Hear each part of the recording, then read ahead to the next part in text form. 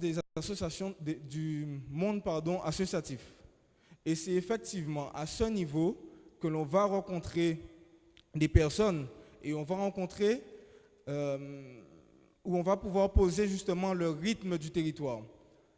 En rencontrant simplement, par exemple, des associations du quartier de Morin, les associations de locataires. Je vais parler concrètement, qui nous font part des réalités sur leur terrain. Rouni avait la lourde charge de synthétiser tout ce travail de plus de 8 mois. Et donc, il disait cette chose. Prenons l'exemple du quartier, comme il le précitait tout à l'heure. Le fait d'être sur le terrain, ça vous permet d'identifier les réels besoins en termes de temps d'observation. C'est-à-dire qu'en fait, on peut arriver à 6 heures, si on sait effectivement que c'est un quartier où il y a beaucoup de jeunes, ça nous permet de connaître les flux d'entrée et les flux de sortie. Flux de sortie, c'est-à-dire à quel moment les enfants partent pour l'école. Flux d'entrée, c'est qui vient sur le terrain, sur le territoire après.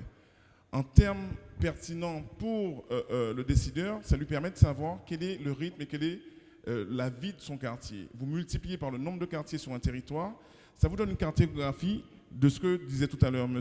Lascar dans sa présentation, des flux ascendants et des flux descendants. C'est-à-dire que pour toujours le quartier de Morin, si vous avez sur ce quartier-là un faible taux de personnes possédant des véhicules, ça voudrait dire pour la municipalité que dans l'organisation de son schéma de déplacement et de transport, il faudra accentuer des passages à ces points-là, puisqu'il y a un fort volume de personnes qui vont partir, qui va partir justement le matin, qui, on suppose, va rentrer à midi, repartir à 14 heures, et ainsi de suite à 17 heures. Autre chose que M. Boucher voulait dire, toujours si on garde un quartier où il y a une jeune population, en termes d'enjeux d'investissement structurant, il est clair que si la moyenne d'âge est 5 ans, sachant qu'un outil tel qu'un parc d'enfants s'amortit au bout de 10 ans, pour une population de 5 ans, ce n'est pas un objet pertinent pour la municipalité dans la mesure où, au bout de 10 ans, les gamins auront 15 ans, donc le jardin d'enfants, ils ne vont pas tellement l'utiliser. Donc ça veut dire qu'une connaissance du territoire et de les composantes du territoire permet à la municipalité, quelle qu'elle soit, ou à la collectivité, quelle que soit, de pouvoir faire de la prospective et de pouvoir justement proposer les meilleurs outils au meilleur moment et ensuite envisager justement de faire un certain nombre de transferts. Pareil si on prend le groupe opposé, c'est-à-dire les personnes âgées, si vous avez un quartier où la moyenne d'âge c'est 50 ans, j'exagère, mais en fait on garde 50 ans, vous savez que vous avez 10 ans pour pouvoir faire des relogements. Parce que la personne de 50 ans, si c'est un immeuble de 4 étages, au bout d'un moment, vous aurez des accidents, de style des chutes dans les escaliers. Donc, en termes de coûts pour la collectivité et les engagements, ce sont des choses qui, effectivement, risquent de grossir. Donc, Rony est venu ce soir sur son temps bénévole et c'est un tout jeune salarié de l'IME Yona qui accueille des autistes et qui demande, j'allais dire, une prégnance tout à fait particulière dans le cadre du positionnement. Et c'est vrai qu'une fois que vous vous êtes désinvesti d'un poste pour passer à un autre, ce n'est pas évident. Donc moi, je vous demande de l'applaudir avec force et vigueur parce que ce n'est pas facile. Deuxièmement, je vais poursuivre en portant des éléments, puisque ce soir, effectivement, le but, ce n'est pas de faire une présentation des chiffres, des résultats, mais c'est d'expliquer une méthodologie.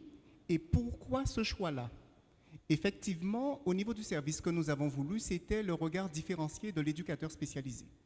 Nous avons, au niveau de la sauvegarde, fait l'expérience des dispositifs de rue. Et c'est vrai que la municipalité de Saint-Claude nous a sollicité face à un certain nombre de difficultés qu'elle rencontrait sur son territoire. Et nous avons jugé opportun, avant d'entrer bille en tête dans des actions, de proposer un certain nombre de choses, de missionner des éducateurs. Le but, c'était de faire partie du paysage. C'était ça la première demande. Vous êtes là, vous faites en sorte que la population s'habitue à vous, vous devenez cette oreille attentive aux doléances de la population, vous devenez ces yeux du service, ces yeux institutionnels qui nous permettent après de collecter un certain nombre de données. Et effectivement, de cette étude, j'ai 4 gros pavés comme ça qui sont posés sur mon bureau, qui me permettent de réfléchir et de proposer ensuite un certain nombre de stratégies, puisque ce que nous avons vu sur Morin n'est pas ce qu'il y a sur Dugommier, n'est pas ce qu'il y a sur Morne-la-Vache, n'est pas ce qu'il y a sur Font-Vaillant. Et c'est vrai qu'il nous appartenait d'essayer de comprendre qu'est-ce qui fait qu'on va sortir de Dugommier pour venir au centre. Qu'est-ce qui fait qu'on va sortir du centre pour descendre à Basse-Terre? Pourquoi on ira au niveau de l'université? Pourquoi on ira, etc. Quelles sont les personnes qui vont s'arrêter, qui vont parler avec eux? Quelles sont les personnes qui vont les approcher? Quelles sont les personnes qui potentiellement pourraient être une aide? Et quelles sont les personnes qui potentiellement pourraient représenter un danger? Pourquoi? Parce que vous n'êtes pas censé ignorer, il y a une bonne partie de professionnels du secteur également dans cette salle, que vous avez des jeunes qui, suite à la consommation de l'alcool, suite à la consommation d'un certain nombre de psychotropes, du cannabis, lorsque vous les regardez, vous leur donnez 10 ans en moins. Et effectivement, ce sont ces jeunes qu'on trouve devant le collège, ce sont ces jeunes qu'on a vus devant le lycée à Ducharmois, ce sont ces jeunes qu'on a repérés aux abords de l'université, ce sont des jeunes qui se font inviter dans les soirées, ce sont ces jeunes qui vont dans les soirées, mais qui sont en fait sont des adultes, hein, des populations de 25-30 ans, qui lorsqu'on regarde semblent avoir 17, 18, 19 ans. Et c'est vrai, c'était très important d'essayer de comprendre cela pour poser le cadre d'une protection de ces enfants, poser le cadre d'une protection de cette jeunesse-là. Donc ça a été une des premières démarches.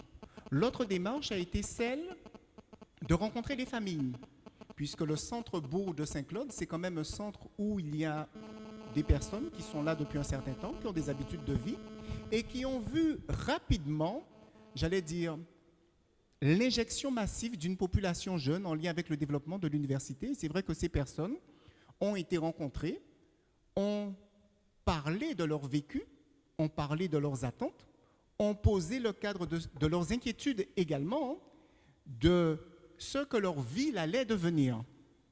Et ensuite, une fois qu'on a eu ces éléments-là, il fallait retraduire ça d'un point de vue scientifique. Donc nous avons demandé l'appui de M. Albert Flagy pour pouvoir poser ce cadre-là.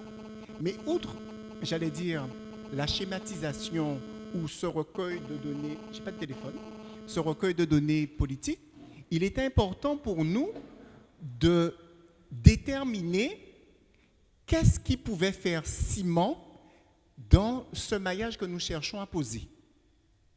Parce qu'effectivement, au niveau de la prévention spécialisée, c'est une action supplétive.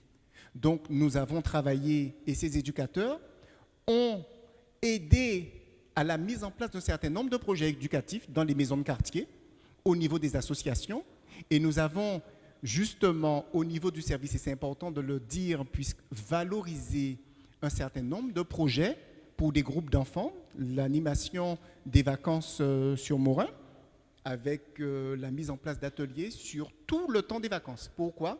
Parce qu'il fallait que les parents s'habituent à nous voir. Il fallait pouvoir lancer des associations pour se retirer, puisque le but, ce n'était pas simplement d'impulser des actions. La prévention spécialisée, c'est une action supplétive, donc on lance une action et on se retire.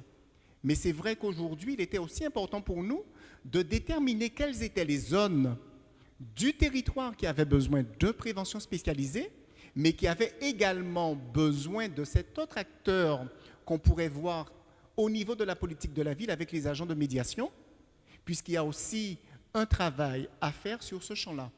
Et c'est vrai que parler du travail des éducateurs sans expliquer véritablement ce temps de présence sur le quartier, ce temps sur les écrits, ce temps où il faut aller à la rencontre des personnes, ce temps où il faut, j'allais dire, tisser une relation de confiance, c'est occulter tout un pan de l'activité de prévention spécialisée. J'ai vu dans la salle des médiateurs sociaux, ce sont des personnes qui ont un rôle important à jouer.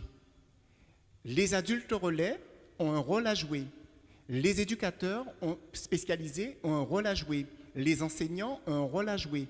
Tous les acteurs du circuit ont un rôle très important à jouer, mais ce qui est aussi important pour nous de comprendre, et c'est ça le but de ce travail-là, dans le cadre de la stratégie des coûts évités, puisque ce qu'il faut savoir, c'est qu'une journée de prison, M. Flagy va l'expliquer mieux que moi, je m'excuse, ça coûte beaucoup plus qu'une action éducative préventive, mais il faut comprendre également que décrypter un territoire demande d'avoir un regard différencié. L'éducateur spécialisé ne verra pas ce que voit l'enseignant. L'enseignant ne verra pas ce que voit la VSI.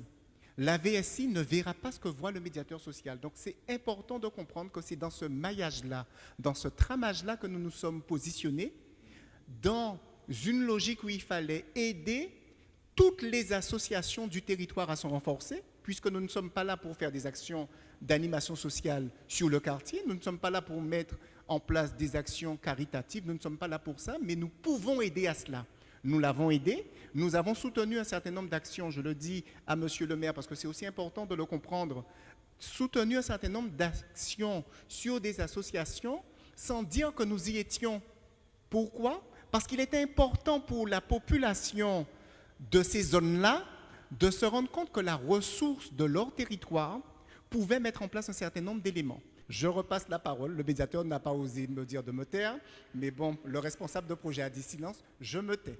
Et ça, c'était l'intervention de M. Boucher, que je remercie tout à fait particulièrement de me l'avoir précisé. Et là, je me suis fait sa voix. Merci, monsieur le directeur du CEP, remplaçant de monsieur Boucher. Vous aurez remarqué que les éducateurs spécialisés ont le sens de l'humour. Donc, nous allons passer à l'intervention de monsieur Albert Flagy. Monsieur Albert Flagy, vous avez le micro sous vos applaudissements.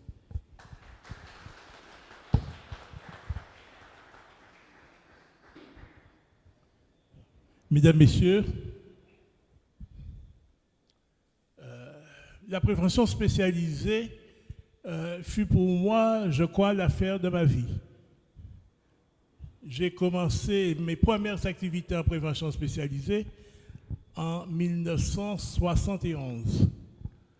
Et j'ai parcouru différents territoires depuis la ville de Besançon, en passant par la ville de Fort-de-France et l'ensemble de la ceinture urbaine de Pointe-à-Pitre.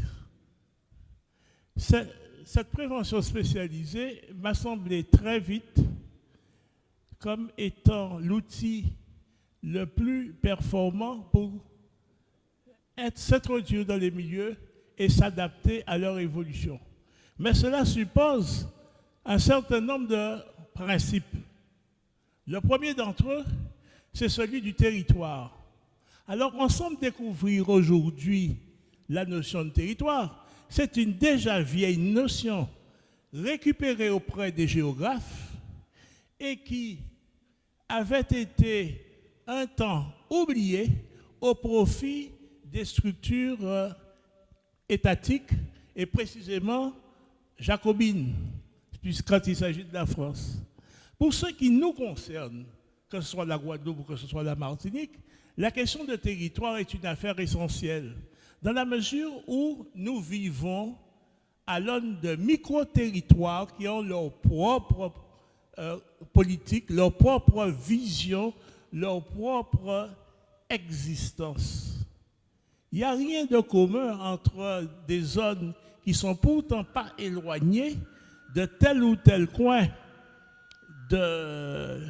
du sud Basse-Terre, mais qui, quand on s'intéresse au plus près, ont eu une construction historique spécifique.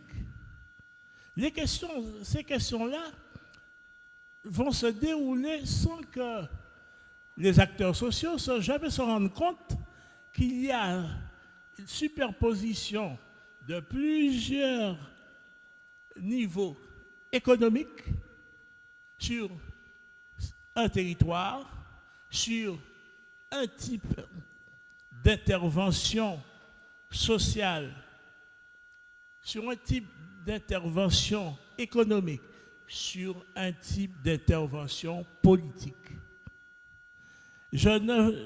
Même malgré la tentation, si je faisais une analyse anthropologique de la politique de cette zone, ce que j'appelle moi le Sud Basse-Terre, et qu'on dit le Grand Sud, n'est-ce pas? Vous avez affaire à une mosaïque de sociologie, et non pas à une sociologie. Ce qui signifie que vous ne pouvez pas appliquer des politiques globales n'est-ce pas, sans prévoir que puisse exister un certain nombre de déclassements ou de lignes de fuite pour permettre l'adaptation au milieu. Ça, c'est le point de départ. Cette question de territoire est d'autant plus vraie que l'évolution dans laquelle nous nous trouvons est commandée au plus haut niveau, celui de l'Europe, par cette reconnaissance des territoires. Et je vous rappelle que cette affaire-là est une vieille affaire, puisque c'est Charles de Gaulle lui-même qui se demandait comment on pouvait diriger un pays qui a 365 fromages. C'était d'une certaine façon un clin d'œil qu'il faisait aux géographes, n'est-ce pas, et plus précisément à la réalité territoriale qui n'est pas la réalité forcément politique, au sens noble du terme. Ensuite, la question de l'intervention sociale sur ces territoires va supposer une grande capacité d'adaptation des intervenants. Et cette capacité d'intervention des intervenants, cette capacité d'adaptation a besoin spécifiquement de données, de connaissances sociologiques, historiques, mais surtout, pour ce qui nous concerne, anthropologiques.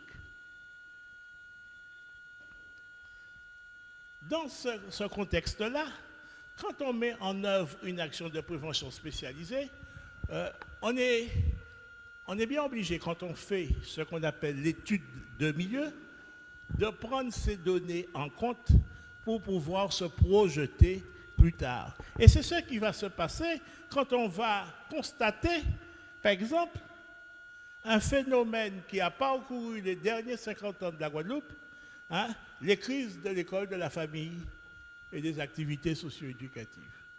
On oublie trop souvent qu'un lacou n'est pas simplement une ruelle avec des maisons vis-à-vis. C'est aussi le lieu d'expression de la famille élargie. C'est le lieu d'expression d'un certain nombre de solidarités naturelles du milieu qui, évidemment, avec la disparition des lacous, vont également disparaître. Un petit exemple, si vous me permettez. La seule question de l'accompagnement d'une personne âgée seule chez elle. Dans le cas du lacou, on prenait le plus grand de telle ou telle famille qui allait comment dirais-je? Oui, qui allait dormir pour parler de façon directe, qui allait dormir chez cette personne. Mais ce qu'on ne veut pas entendre, ou plutôt qu'on a oublié, c'est qu'en retour, cette même personne fournissait un support symbolique à ce jeune à travers ce qu'elle racontait de son histoire. Il y avait quelque part un mécanisme de lien dont on n'avait pas besoin d'une architecture nouvelle, moderne. Ça, c'est la disparition de lacou. Et quand je parle de la disparition du lacou, n'est-ce pas, immédiatement vient les questions de socialisation. Un lacou, ce n'est pas un lacou. Un lacou, c'est une boutique, on le loue. Où se faisait la socialisation des plus jeunes? Ce n'est pas chez maman, c'est la boutique. Dans les courses et le contact direct entre eux. Et bien entendu, un lacou, c'est aussi